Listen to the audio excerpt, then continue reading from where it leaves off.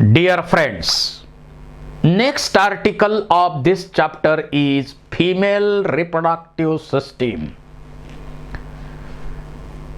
Mail पेक्षा female reproductive system आणि त्या संबंधित प्रोसेसेस जास्त कॉम्प्लिकेटेड आहेत, कारण रिप्रोडक्शनच्या प्रोसेसमध्ये फिमेलच्या जबाबदाऱ्या जास्त आहेत. निसर्गानं फिमेलकडं जबाबदाऱ्या जास्त दिलेल्या आहेत. निसर्गाचा जास्त विश्वास फिमेलवर आहे, कारण जबाबदारी कोणाकडे द्यायची? जो जास्त विश्वासू त्याच्याकडे जबाबदारी देण्याची परंपरा आहे आणि नेचरनं फिमेलकडे जास्त जबाबदाऱ्या दिलेल्या आहेत. The female reproductive system consists of pair of ovaries, pair of oviduct or fallopian tube, single uterus, vagina, external genitalia, and accessory sex glands like Bartholin gland and mammary glands. So female reproductive system consists of pair of ovary, pair of oviduct, single uterus, single vagina, external genitalia, accessory sex glands like Bartholin glands आणि memory glands. सुरुवातीला आपण पाहूया pair of ovary. ज्याप्रमाणे मेलमध्ये primary sex organ testis त्याची pair आहे, त्याप्रमाणे फिमेलमध्ये primary sex organ आहे pair of ovary. आणि या ओव्हरीमधून फिमेल गॅमेट किंवा ओहम प्रोड्यूस केलं जातं आणि त्याचबरोबर सेक्स हार्मोन्स तिथं प्रोड्यूस केले जातात, जसं इस्ट्रोजन आहे, प्रोजेस्टेरॉन आहे. Pair of ovary present on either side of uterus, oval in shape, 2 to 4 centimeters in length, and located on both sides of lower abdomen and connected to pelvic wall and uterus by ligaments. Ovarian ligament आणि mesovarium fold आहे या ठिकाणी, त्याच्यामुळं त्या proper पोझिशनला held केल्या जातात. So ovaries are suspended in dorsal abdominal wall by fold of peritoneum membrane called as mesovarium. या ठिकाणी मेसोव्हेरियम म्हणतो आपण, इथं दाखवलंय लिगामेंट आणि मेसोव्हेरियम. त्याच्यामुळं प्रॉपर पोझिशनला ओव्हरीज ठेवलेल्या आहेत. They are oval in shape, measures about 3 centimeters in length, 1.5 centimeter in width and 1 centimeter in thick. But size of ovary increases during menstruation and pregnancy.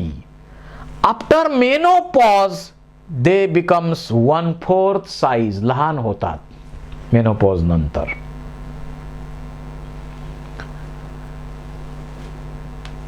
Then ovary. Ovary is lined by, इथं बघा ओव्हरीचं जे covering आहे, ओव्हरीचं जे covering आहे, it is covered by thin epithelium. इपिथेलियमचं lining आहे, त्याच्या आत ट्युनिका अल्बिजिनियाचं कव्हरिंग आहे आणि मग या ओव्हरीमध्ये त्याचं डिफरन्सिएशन होतं आउटर कॉर्टेक्स इनर मेडुला मध्ये. आउटर कॉर्टेक्स आणि इनर मेडुला मध्ये डिफरन्सिएशन होतं. तर याचे डिटेल्स आपण नंतर हिस्टॉलॉजी ऑफ ओव्हरी मध्ये पाहू. अगोदर आपण बाकीचे स्ट्रक्चर विचारात घेऊ. ओव्हरीचे फंक्शन्स काय? प्रोडक्शन ऑफ ओहम और secondary oocyte and secretion of estrogen and progesterone. त्याच्यानंतर इथं जे रिलीज झालेले सेकंडरी oocyte आहेत ते कुठं रिलीज होतात? तर ॲब्डॉमेन मध्ये रिलीज होतात. ते कोण पिक करतंय? आणि फर्टिलायझेशनची साईट पण आहे ओव्हिडक्ट. तर या डक्ट आपण आता विचारात घेऊ. ओव्हिडक्ट किंवा त्यांना आपण फॅलोपियन ट्यूब म्हणतो. These are 10 to 12 centimeters in length. 10 to 12 centimeters long, and it is differentiated. Each oviduct is differentiated into infundibulum, ampulla and isthmus and uterine part. हा जो फनेल शेप्ड पार्ट दिसतो आपल्याला त्याला आपण म्हणतो हा फनेल शेप्ड पार्ट दिसतो त्याला आपण इनफंडिबुलम म्हणतो. हा जो फनेल शेप्ड पार्ट दिसतो त्याला आपण इनफंडिबुलम म्हणतो, कारण फनेल शेप्ड आहे त्याला इनफंडिबुलम असा शब्द लॅटिन मध्ये वापरलेला आहे. And it shows 10 to 15 finger-like structures called as fimbriae. Fimbriae असतात 10 ते 15 त्यामध्ये. To pick the ovum, to capture the ovum. आणि सेंटरला इथं एक ओपनिंग असतं त्याला म्हणायचं ओस्टियम. या फिम्ब्री पकडणार ओसाइटला, कारण ॲब्डॉमेन मध्ये रिलीज केलं जातं. तुम्हाला क्वेश्चन असा विचारला जातो की ओहम कुठं रिलीज केलं जातं, तर ते ॲब्डॉमेन मध्ये रिलीज केलं जातं. फिम्ब्री कॅच करतात आणि या ओस्टियम मधून ते इथं ॲम्पुला रिजन मध्ये आणलं जातं. हा वाइडर पार्ट जो मधला आहे त्याला आपण म्हणतो ॲम्पुला. आणि याच ॲम्पुला मध्ये फर्टिलायझेशनची प्रोसेस होत असते. क्वेश्चन तुम्हाला विचारला जाईल, which of the following is a site of fertilization? Ampulla. त्याचबरोबर सुरुवातीची क्लिवेज डेव्हलपमेंटची प्रोसेस सुद्धा फॅलोपियन ट्यूब मध्येच होत असते. त्यामुळे ॲम्पुला त्याची सुद्धा साईट आहे. आणि इस्थमस हा नॅरो पार्ट आहे. नॅरो पार्ट आहे आणि युटेराइन पार्ट हा इथं ओपन होणार. It is lined by ciliated epithelium, कारण जे सेकंडरी oocyte आहे किंवा ओहम आहे किंवा अर्ली स्टेजचा एम्ब्रियो आहे, तर त्याची पुढं ढकलायला पाहिजे ना, त्याची मोमेंट व्हायला पाहिजे की नाही. त्याला पुढं ढकलण्याचं काम इथं केलं जातं या सिलिएटेड इपिथेलियमच्या मदतीनं. The ciliated epithelium lined the lumen of oviduct drives the ovum towards uterus. Ohm embryo जो काही आहे तो युटेरसकडे ड्राईव्ह करण्याचं काम इथं केलं जातं या सिलियाच्या मदतीनं. तर काय काय झालं यामध्ये? ओव्हिडक्ट 10 to 12 centimeters in length, consist of 3 or 4 parts. Infundibulum funnel shaped part, त्याच्यामध्ये 10 to 15 फिम्ब्री असतात, मध्ये ओस्टियम आहे टू पिक दी ओहम और सेकंडरी ओसाइट. एम्पुला महत्वाची साइट आहे, वाइडर पार्ट आहे, त्याच ठिकाणी फर्टिलायझेशन होतं आणि एम्ब्रॉनिक डेव्हलपमेंटची सुरुवात सुद्धा तिथंच होत असते. इस्थमस जोडणारा पार्ट असतो. इस्थमस कुठं जरी असला तरी जोडण्याचं काम करतो. युटेराइन पार्ट बरोबर, युटेरस बरोबर.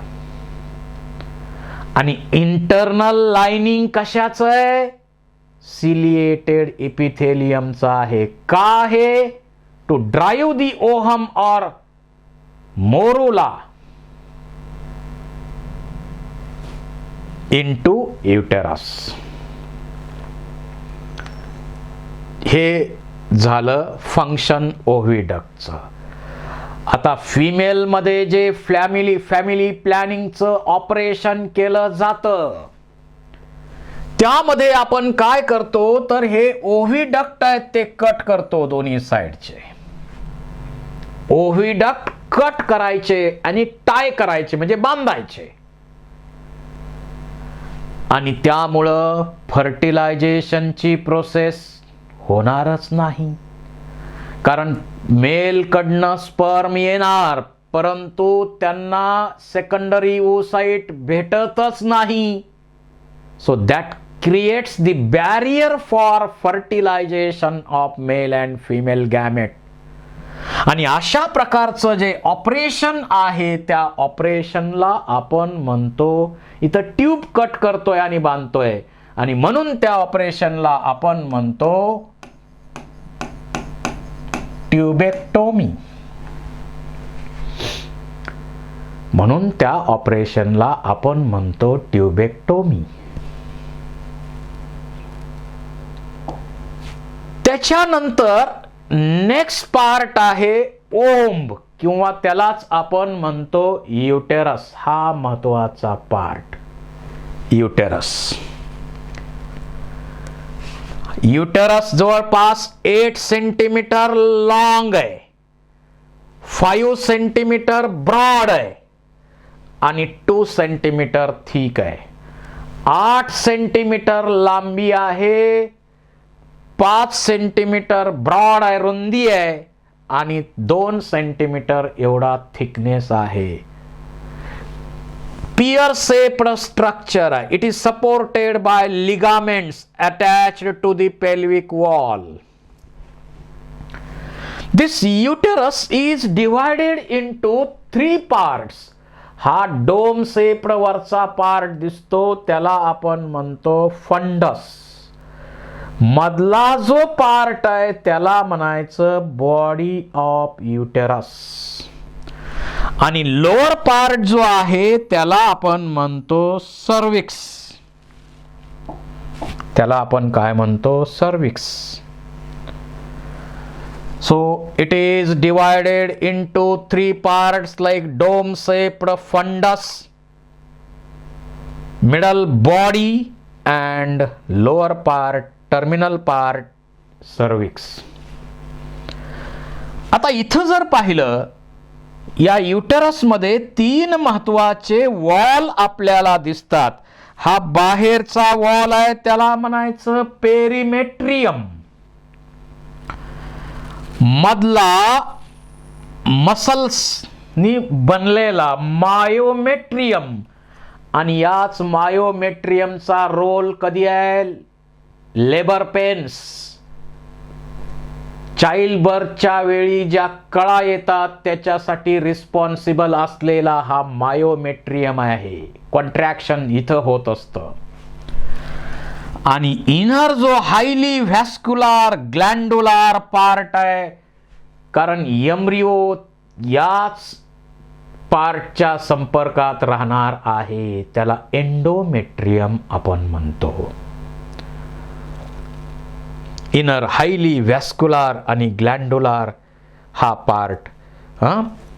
युटेरस आपल्यामध्ये डेव्हलपमेंट ज्या आहेत त्या इंट्रा युटेराइन डेव्हलपमेंट आहेत. एकदा एम्ब्रॉनिक फर्टिलायझेशन नंतर चौथ्या दिवशी तो एम्ब्रिओ इथं आला की 8 आठवड्यापर्यंत त्याला आपण म्हणणार एम्ब्रिओ, आणि 8 आठवड्यानंतर 9 आठवड्यापासून पुढं जन्म होईपर्यंत त्याला आपण म्हणणार फीटस. आणि चौथ्या दिवसा फर्टिलायझेशन नंतर चौथ्या दिवसापासून जन्म होईपर्यंत सर्व डेव्हलपमेंट याच युटेरस मध्ये होत असतात. आणि त्यासाठी अतिशय महत्वाचा पार्ट आहे हा युटेरस. आता या युटेरसचं लोअर पार्ट हा दिसतो ना, टर्मिनल पार्ट म्हणू आपण त्याला, सर्विक्स म्हणतो. त्याचं इंटरनल ओपनिंग इंटरनल ओएस आणि वजायनामध्ये असलेलं एक्सटर्नल ओएस ओपनिंग्ज आहेत. स्ट्रॉंग मसल्स असतात या सर्विक्स रिजन मध्ये, आणि स्ट्रॉंग मसल्स सर्विक्स मध्ये असल्यामुळं या ठिकाणी सिरिंज ऍक्शन होते. सिरिंज आपण जसं इंजेक्शन सिरिंजच्या मदतीनं देतो तसं सेमिनल फ्लुइड इकडं आलंय, त्याची सिरिंज ऍक्शन होऊन ते सीमेन आत जाणार. आणि त्याच्यासाठी इथं पॉवरफुल मसल्स असतात. या सर्विक्सचं जर पर्सनल हायजीन व्यवस्थित मेंटेन केलं नाही, अनहायजेनिक कंडिशन मुळे फिमेल मध्ये सर्वायकल कॅन्सरचं प्रमाण फार वाढत चाललेलं आहे. फिमेल मध्ये 2 कॅन्सर सर्वात कॉमन आहेत. एक म्हणजे सर्वायकल रिजनचा कॅन्सर आणि दुसरा ब्रेस्ट कॅन्सर. तर अशा प्रकारे सर्विक्स हा पार्ट अतिशय महत्वाचा आहे. आणि जर का काही अशा प्रकारे आपण पेप स्मिअर नावाची टेस्ट घेतो, त्यामध्ये जर आपल्याला प्रॉब्लेम आढळला तर आपण युटेरस काढून टाकतो. Removal of uterus is called as hysterectomy. कारण हिस्टेरा हे याचं नाव आहे. तर अशा प्रकारे ऑपरेशन करून हा पार्ट आपण काढू शकतो. सर्विक्स बद्दल इथं बघा काय काय लिहिले. Lower part of uterus called as cervix, which opens into vagina, 2.5 centimeter long. It communicates with uterus, body of uterus by an aperture called as internal OS. OS म्हणजे opening. And vagina with external OS म्हणजे opening. It is formed by muscular ring of cervical sphincter. Cavity between two is called as cervical canal. Canal. Cervical sphincter is most powerful sphincter in body. Cervix cancers are found more due to lack of personal hygiene. आता हा जो uterus आहे तो pregnancy मध्ये कसा होतो, वाढत जातो वाढत जातो वाढत जातो वाढत जातो वाढत जातो. किती cavity of uterus can be expand 500 time. 500 पटीनं युटेरस वाढत असतो प्रेग्नन्सी मध्ये. From 10 centimetre cube two 5000 centimetre cube एवढी वाढ त्याच्यामध्ये होत असते युटेरस मध्ये. कारण ते फिटस ची वाढ होत असते ना, त्यामुळं. त्याच्यानंतर पुढचा महत्वाचा पार्ट आहे फिमेल रिप्रोडक्टिव्ह सिस्टीमचा वजायना. फिमेल मध्ये कॉप्युलेटरी ऑर्गन आहे वजायना. It opens to exterior between urethra and anus. वजायना इथं आहे वजायना. जर आपण वजायनाचं नेचर पाहिलं तर याच्यामध्ये असे fold fold fold fold fold मोठ्या प्रमाणावर आहेत. त्याला आपण वजायनल रुगे असं म्हणतो. आणि ल्युमेन जो आहे तो ग्लायकोजन रिच म्युकस मेम्ब्रेननं बनलेला आहे. तो सेन्सिटिव्ह, त्याच्यामध्ये पॅप्युली असतात. आणि या वजायनाचं जे ओपनिंग आहे वजायनल ऑरफाइस, त्या ठिकाणी एक बार्थोलिन ग्लँडची पेयर असते. आणि ही ग्लँडची पेयर काय सिक्रीट करते? म्युकस सिक्रीट करते, लुब्रिकंट सिक्रीट करते. कारण कॉप्युलेशनच्या प्रोसेसमध्ये, सेक्शुअल इंटरकोर्सच्या प्रोसेसमध्ये मेल कडनं पेनिस यामध्ये येणार. फ्रिक्शनलेस मोमेंट व्हायला पाहिजे त्या दरम्यान. आणि त्या फ्रिक्शनलेस मोमेंटसाठी बार्थोलिन ग्लँडचं सिक्रिशन अतिशय महत्वाची भूमिका बजावतं. आणि सीमेन जे आहे ते इथंच सोडलं जातं.